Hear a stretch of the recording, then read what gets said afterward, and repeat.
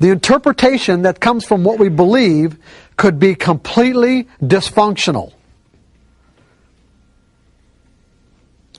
You see, as passive technical traders, if we believe that somehow or another our methodology is telling us what's going to happen next on any particular trade, the reason why we're having problems is because that is a dysfunctional belief. It was never true. Now, the states of mind that result from that belief are real. So, for an example, if I put on a trade and it turns out to be a winner, I think that I'm right. And as a result, I feel great. If I put on a trade and I think that I lose, well, then I feel like crap because I was wrong. The reality is neither one was really true. Because when you win, you weren't right, and when you're wrong, you weren't wrong. Because whatever reason you had to put on the trade in the first place, again, had almost no correlation to what actually happened with the market. In other words, why the market did what it did. You just happened to put on a trade at that time that worked. And all technical patterns do, technical indicators, price patterns, is get you into a situation where there's a likelihood that when you get into that trade, it'll work. That's all they were ever represented to be. You understand what I'm saying? That's all they were ever represented to be.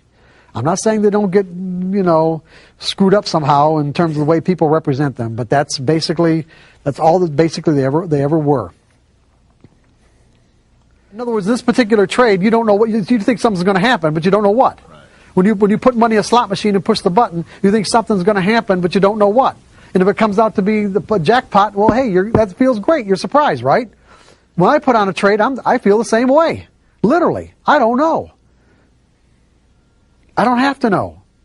I just have to do what I need to do to make money on a consistent basis, which means I have to take every one of these trades.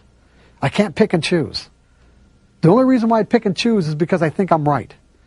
So when you change your perspective from a trade by trade to a series of trades, it automatically manages your expectations in a positive way. What are we doing at this point then? So you know where you want to go, right?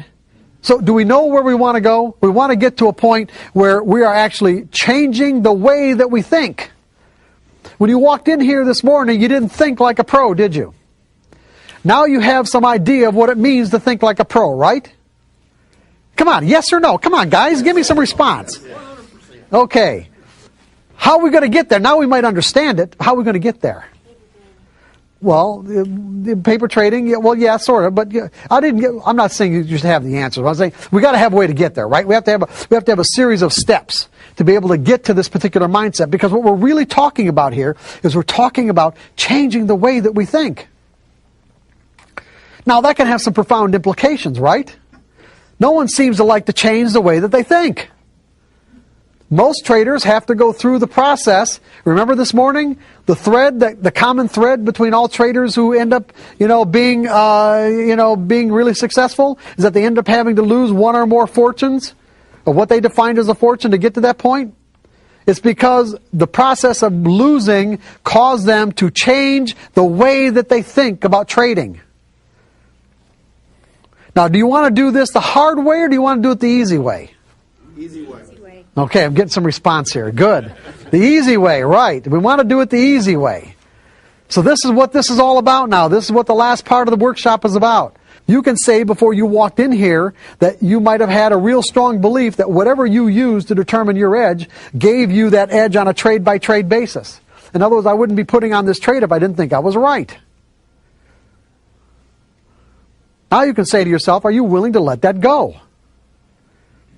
The only way you're going to be willing to let it go, to even generate the desire to let it go, is if you're really clear about your intent.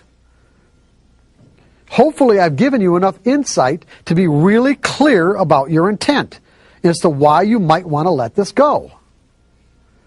Because it's just going to create frustration. If you like trading on a random basis, then great. Then stay on a trade-by-trade basis. And trade randomly, because it is fun. You'll win, you'll have winning streaks, but I can assure you without a shadow of a doubt that you trade randomly and you are setting yourself up for catastrophic losses. Because anything you do could result in a win, and most of the things people end up doing are just the kind of things that set themselves up for a catastrophic loss. Because you are reinforcing inappropriate behaviors.